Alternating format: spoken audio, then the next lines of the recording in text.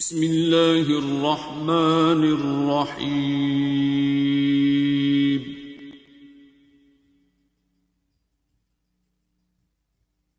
अर्रहमान।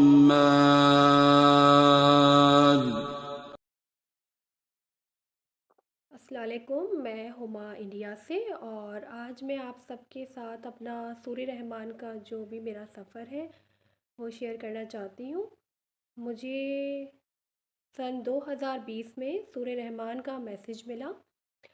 मैं बहुत ज़्यादा बीमार थी और मैं करीब इससे 2 साल पहले से मैं बीमार थी और मेरी बीमारी ये थी कि वो डायग्नोज नहीं हो रही थी। मुझे चक्कर आ रहे थे, मैं चलती थी तो मुझे लगता था जैसे ना मेरी बॉडी डिसबैलेंस हो रही है और मैं चल नहीं पा रही हूँ। एक पैर कहीं रख रही हूँ तो और दूसरा पैर मेरा कहीं जा रहा है, ऐसा मुझे ख़ुद को फ़ील होता था। और जब मैं सामने वाले किसी शख्स से कहती थी कि मेरा बैलेंस बिगड़ता है तो उसको नहीं लगता था, वो कहते थे कि नहीं आप ठीक चल रही हो। लेकिन मुझे चलने में, मेरी वॉकिंग में बहुत प्रॉब्लम थी। मैं स्टेयर्स नहीं चढ़ पाती थी, लगता था जैसे मैं झूम रही हूँ और आगे पीछे हिल रही हूँ ना। मैंने बहुत से डॉक्टर्स को दिखाया और कई एमआरआई, सीटी स्कैन वगैरह सब किए, पर रिपोर्ट्स में मेरे कुछ भी नहीं आता था, कुछ भी नहीं आता था, सब ठीक आता था। मैं थक गई थी 2 छोटे बच्चों के साथ और ये सब ना। इवन अपना बच्चा भी जब मैं गोद में लेती थी तो मुझे डर लगता था उसको लेकर चलने में कि मैं गिर जाऊंगी। बहुत मुश्किल से मैनेज हो पाता था वो सब। इस बीच मैंने बहुत से डॉक्टर्स को दिखाया, मुझे रिलीफ़ नहीं हुआ। बहुत से मौलाना, मुल्ला सबको दिखाया, बहुत सारे तावीज़ पहने, किसी ने कहा तुम पर जादू है, किसी ने कहा तुम पर असर है। मतलब दिमाग में ये चीज़ हो गई थी कि रिपोर्ट्स में तो कुछ नहीं आ रहा है, कहीं ना कहीं जादू है या वो असर है। तो बस लगी पड़ी थी, कुछ ना कुछ पढ़े जा रही थी, यूट्यूब से भी खुद कुछ सर्च करती थी, वो पढ़ रही थी। और जो मौलाना थे वो तावीज़ दे रहे थे वो भी मैं पहन रही थी या पानी नक्श वगैरह पी रही थी। हो कुछ नहीं रहा था, मेरी तबीयत ज़्यादा ख़राब हो गई थी, इतनी ज़्यादा ख़राब हो गई थी कि मुझे लगता था बस बिस्तर पे मैं लेटी रहूँ और मैं लेटी ही रहती थी।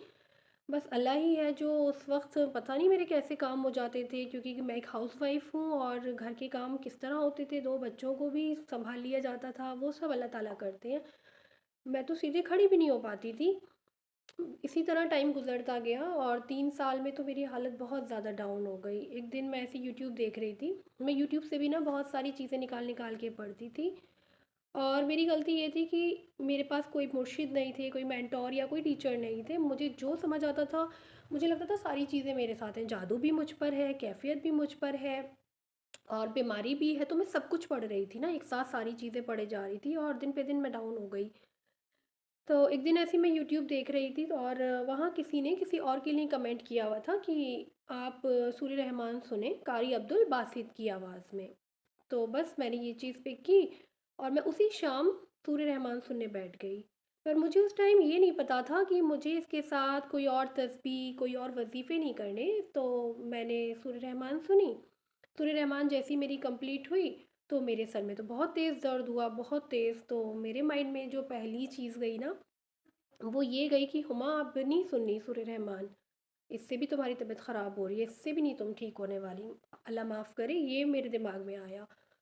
फिर सूर्य रहमान जब मेरी ख़त्म हो गई, मैंने सुन ली तभी मैंने घर में ना अफ़ा हासिब तुम वाली सूरत मैं सुना करती थी टीवी में, मैंने वो तेज़ आवाज़ में लगाई, वो सुनी और मैं सो गई। रात हुई और मैं सो गई। जब मैं रात में सोती हूँ तो मुझे ख्वाब में दिखता है कि सूर्य रहमान एक जगह है, काफ़ी अंधेरा है और वहाँ एक रूम है और उसमें बहुत रोशनी है और मैं भी वहाँ जा रही हूँ अंधेरे से गुजर कर। जब मैं रोशनी की तरफ पहुँचती हूँ उस रूम में, तो वहाँ मैं सुन रही हूँ ना, बार बार लोगों से कह रही हूँ कि सूर्य रहमान सुनो और कारी अब्दुल बासित की आवाज़ में ही सुनना।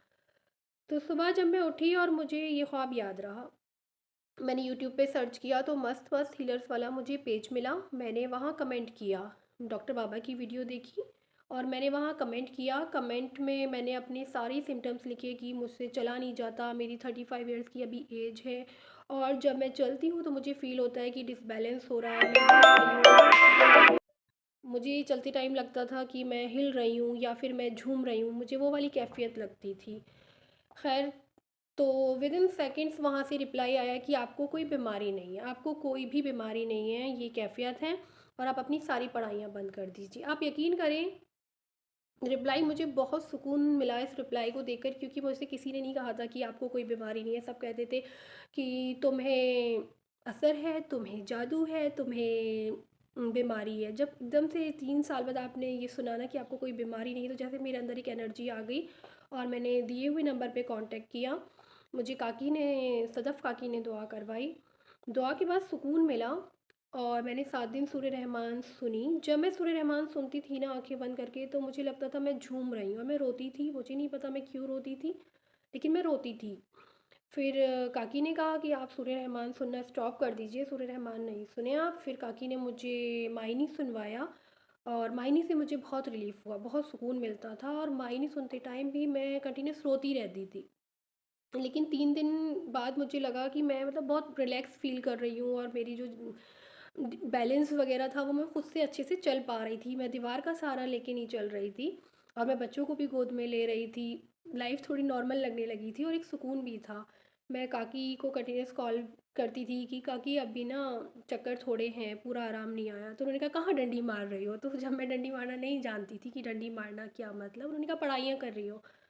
तो मैंने कहा नहीं, पढ़ाई तो मैंने, आपने जिस दिन मेरे से कहा था मैंने उसी दिन छोड़ दी थी। अप्रैल में मैंने रमज़ान 2020 में दुआ की थी, तो मैंने उसी दिन से पढ़ाइयाँ छोड़ दी थी। पता चल गया था कि मैं पढ़ाई तो बहुत कर रही हूँ, लेकिन मेरा अमल नहीं है उस तरह का। मेरे दिल में गुस्सा भी था, बहुत लोगों के लिए था ना कि सब बुरे हैं और हम ही ठीक हैं, बस वही वाला था। तो कोई नहीं, फिर काकी ने कहा कि अपना दिल साफ़ करो। धीरे धीरे दिल अपना साफ़ किया। गलतियाँ हुई थी, बड़ों के आगे हम मुंह चला देते हैं, तो बस समझ आया कि सबसे माफ़ी मांगनी है। जहाँ जहाँ गलतियाँ की वहाँ माफ़ी मांगी, सॉरी किया। और अल्लाह का बड़ा करम है, बड़ा करम है माशाल्लाह से। अब मैं किसी डॉक्टर के नहीं जाती, मैंने कोई तावीज़ नहीं पहने, घर बैठे मैं ठीक हुई हूँ। इस बीच मेरी रमज़ान में ही जब जब मेरी काकी से बात हुई, तभी मेरी डॉक्टर बाबा से भी बात हुई थी। और बाबा ने मुझे 20-25 मिनट का बहुत अच्छा टाइम दिया और उन्होंने मुझे बहुत अच्छे से समझाया था कि आप जिनसे भी बदतमीज़ी हो गई है, आप उनके पैरों में तेल लगा दें, आप मालिश करें और बस सॉरी कर लें। मैंने ऐसे ही किया, दुआ निकली और यकीन जाने मैं ठीक हो गई। मुझे भी अपनी गलती का एहसास है कि कोई बड़ा अगर हमसे कुछ कह भी देता है ना, तो ज़रूरी नहीं है कि उसको जवाब दिया जाए, बस झुक जाया जाए, यही ठीक है हमारे लिए। अब वो सही है या गलत वो मैं नहीं जानती, लेकिन बस खामोश रहें और झुक जाएँ। झुकने में ही बेहतरी है, मतलब जो मुझे ठीक लगा। मैं अपना एक्सपीरियंस आप तक यही कहना चाहूँगी कि बाबा ने भी मुझे पूरा टाइम दिया। जब भी मुझे ज़रूरत थी डॉक्टर बाबा की, मैंने कॉल किया और कॉल फ़ौरन से रिसीव हो जाता था। अब जैसे मैं चाहूँ कि डॉक्टर बाबा को कॉल कर लूँ, दुआ सलाम कर लूँ, तो रिंग जाती है पर रिसीव नहीं होता। सच में मुझे जब जब बाबा की और काकी की ज़रूरत होती है, लोगों ने मेरा बहुत साथ दिया है। अल्लाह बाबा को, काकी को हमेशा सलामत रखे।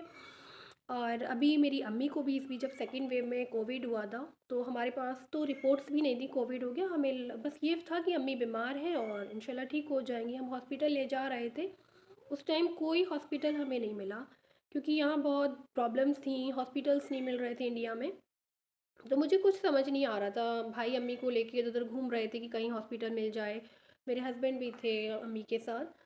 तो एकदम मेरा ख्याल गया, मैंने फ़ोन लिया और बाबा को कॉल किया, जो कि ईज़िली नहीं मिलता है, आप सब जानते हैं। लेकिन अल्लाह का बड़ा करम, मेरा सेकंड रिंग पर बाबा ने फ़ोन रिसीव किया। मैंने बताया कि बाबा अम्मी बीमार है डॉक्टर बाबा, और कुछ समझ नहीं आ रहा। तो बाबा ने कहा कि उन्हें कोविड हुआ है और तेरी माँ की आजमाइश है, वो निकल जाएगी, ठीक हो जाएगी। तो मुझे जब तक बाबा का नहीं पता था, अब पता चला है। बस ये था कि हाँ, डॉक्टर बाबा दुआ बताते हैं और उससे सब ठीक हो जाते हैं। मैंने दिल में जो गया, मैंने कहा अरे बाबा कोविड समझ रहे हैं क्योंकि कोविड की वेव आई हुई है, लेकिन अभी तो अम्मी की रिपोर्ट्स भी नहीं आई। मुझे नहीं पता था कि बाबा को सब पता चल जाता है। तो लेकिन थोड़ी देर बाद जैसे ही मैंने फ़ोन रखा बाबा से बात करने के बाद, तो 5 मिनट बाद ही मेरे फ़ोन पर फ़ोन आता है भाई का, और वो कहते हैं कि हुमा अम्मी को हॉस्पिटल मिल गया है और अल्लाह का शुक्र है कि ठीक ठाक हॉस्पिटल मिला है। और दूसरे दिन जब रिपोर्ट्स हुई अम्मी की, तो अम्मी को कोविड था, अम्मी को कोविड आया। तो मैंने कहा अरे बाबा ने तो पहले से बता दिया था कि अम्मी को कोविड है। खैर अम्मी का ट्रीटमेंट चल रहा था, डॉक्टर ने कहा इन्फेक्शन बहुत हो गया है, देखें क्या होता है। हम सब बहुत घबरा गए थे, क्योंकि 1 साल पहले ही पापा हमें छोड़कर गए और अम्मी का साथ हमारे लिए बहुत ज़रूरी है। सब बच्चों के लिए होता है माँ बाप का साथ ज़रूरी।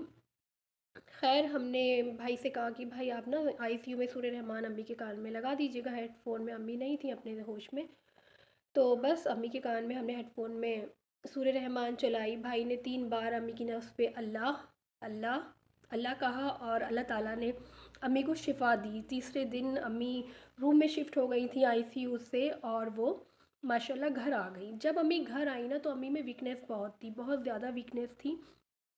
तो मैंने उस टाइम बाबा को मैसेजेस बहुत किए, बहुत परेशान किया है, पर बाबा ने डॉक्टर बाबा फ़ौरन से रिप्लाई देते थे। लगता था जैसे बाबा, लगता है ना कि जैसे हम अकेले हैं, लेकिन नहीं, अल्लाह किसी ना किसी को आपकी हेल्प के लिए भेज देते हैं। अब सच्चे दिल से अल्लाह से दुआ कर रही थी मैं कि अल्लाह अम्मी बच जाए, अम्मी को कुछ ना हो उस टाइम पर।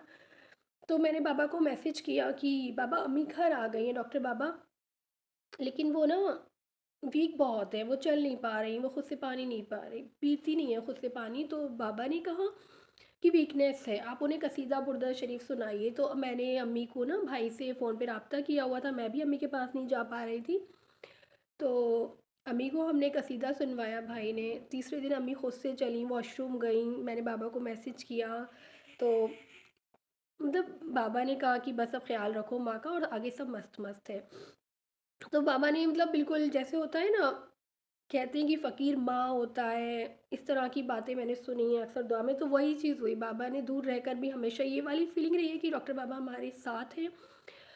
हर वक्त वो फीलिंग होती है कि नहीं, भले ही हम दूसरी कंट्री में हैं, हम दूर हैं, लेकिन वैसे हम दूर नहीं हैं। वो वाली चीज़ अब रहती है कि अगर कुछ गलती हो भी जाती है ना दोबारा से, علم القرآن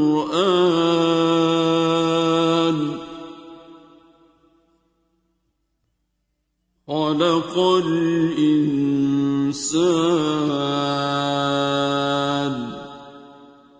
علمه البيان